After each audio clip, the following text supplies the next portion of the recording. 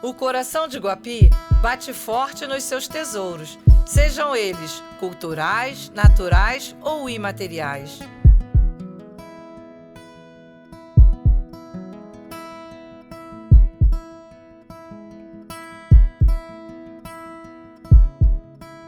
Então, a gente começou com essa história dos pássaros aqui em Guapi já tem mais de 16 anos.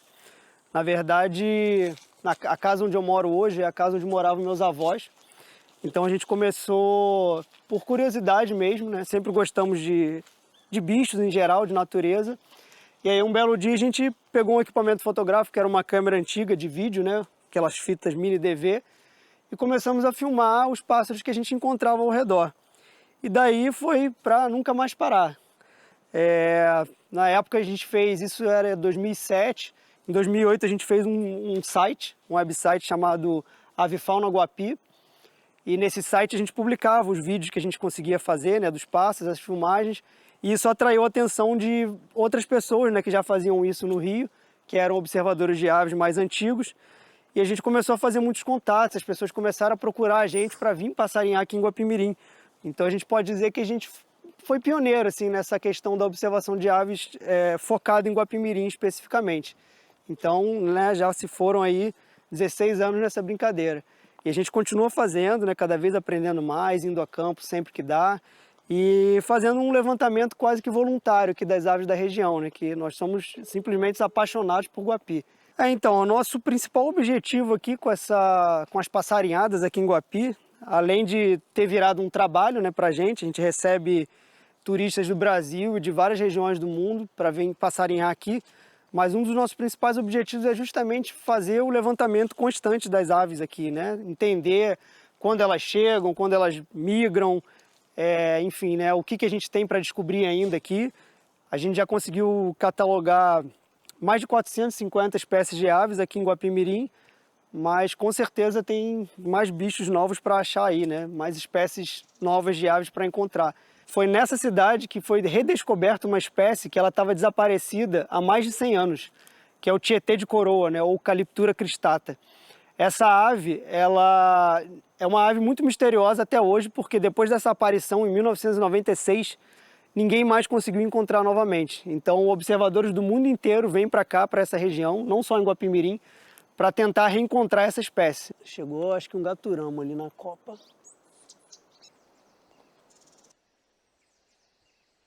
Essa espécie de ave é muito legal, né? O gaturamo verdadeiro, que ele imita várias outras espécies. Então agora, por exemplo, ele está imitando o som de uma outra espécie.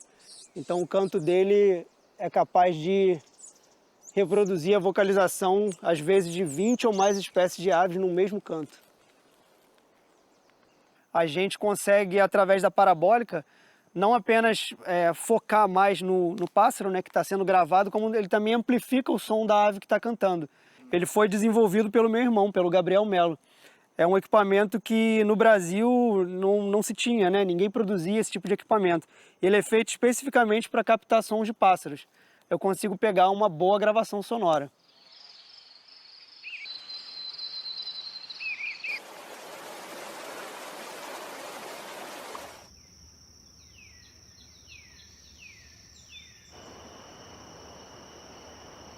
O Parque Nacional ele foi criado em 1939, em novembro, pelo presidente Getúlio Vargas.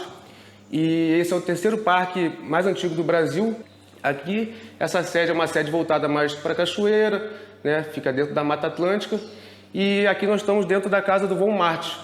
E aqui nós temos também contando um pouco da história, a foto dele. A duquesa Leopoldina foi enviada para o Brasil, ela iria casar com o Dom Pedro, né? Então foi uma missão austríaca que o imperador da Áustria mandou a duquesa Leopoldina para o Brasil, casou com Dom Pedro e junto dessa levada da missão austríaca veio os estudiosos, né? Para, no caso, estudar aqui a parte do Brasil. E hoje esse museu aqui recebe o nome em homenagem a ele, que ele fez uma obra que foi uma das obras mais importantes, que catalogou cerca de 22.767 espécies de plantas que na época ele conseguiu captar no Brasil. E hoje é uma das obras mais importantes. Levou cerca de 48 anos para poder ficar pronta. E no outro salão nós temos a parte da outra vegetação que tem no Brasil, né? Cerrado, Amazônia, Caatinga, que no caso esse setor aqui fala um pouco de cada bioma do Brasil. Aqui a gente tem um acervo da capela, que é a capela da Nossa Senhora da Conceição, que é datada de 1713, né, o seu registro. E aqui está um acervo dela, porque no caso ela hoje está em desuso devido à reforma e tal. Aí pegaram o acervo, trouxeram para cá, e aqui as pessoas vêm e têm o acesso do acervo da capela, que fica no bairro da Barreira, que na época tinha a estrada férrea, que saía de Guapi e percorria até Teresópolis. E logo à frente dessa capela passava o trilho de trem que seguia, né? E aí tinham as missas e tudo ali.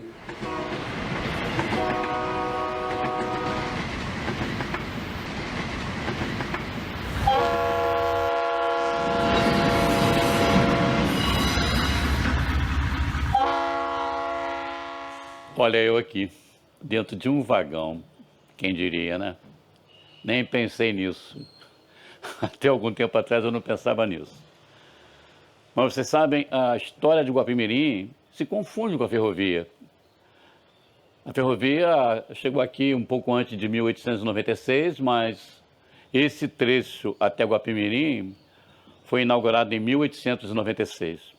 Para depois chegar lá em Teresópolis em 1908. Meu avô veio lá de Miguel Pereira, de Governador Portela, para chefiar a oficina por aqui.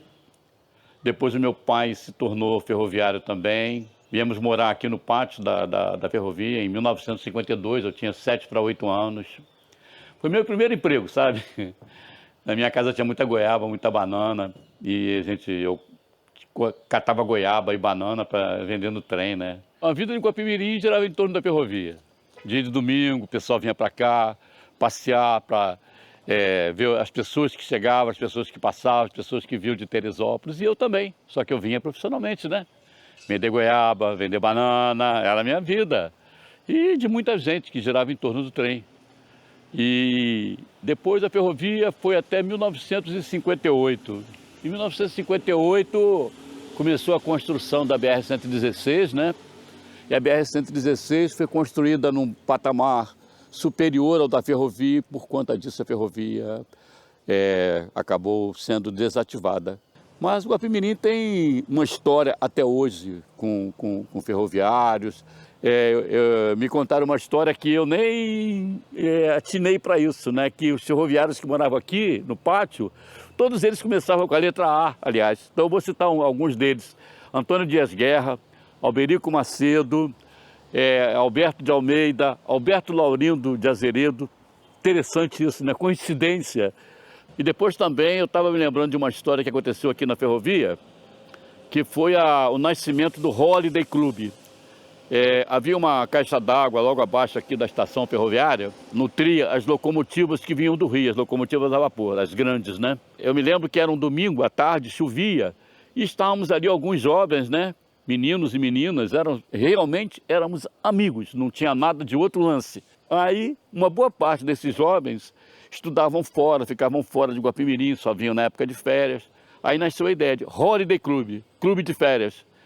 E aí esse clube de férias ficou nessa atual rua do Flipper, ali que o pessoal chama de Rua do Flipper, e a gente ficou ali de 1960 a 1966. Ainda continuando nessa linha social, né? Em 1966 veio o Santa Constância Social Clube, ligado lá à Fazenda Santa Constância, Curtume Carioca. Eu me lembro de uma vez que vieram aqui 52 candidatas a Miss Estado do Rio de Janeiro. Vieram fazer aqui uma festa aqui em Guapimirim, foi muito interessante, foi muito legal. Imagina Guapimirim recebendo 52 candidatas, moças lindas de outras cidades, de outros municípios. Eu tenho muito orgulho de Guapimirim, eu amo Guapimirim. Por conta de turismo, eu viajei muito por aí afora. Viajei também porque gosto de viajar, mas olha, um costado como esse da Serra dos Órgãos aqui, não existe em lugar nenhum tão lindo, tão encantador, com os pés molhados pelas águas da Guanabara e a sombra do dedo de Deus, nasceu Guapimirim. Existe forma melhor de descrever Guapimirim? Não.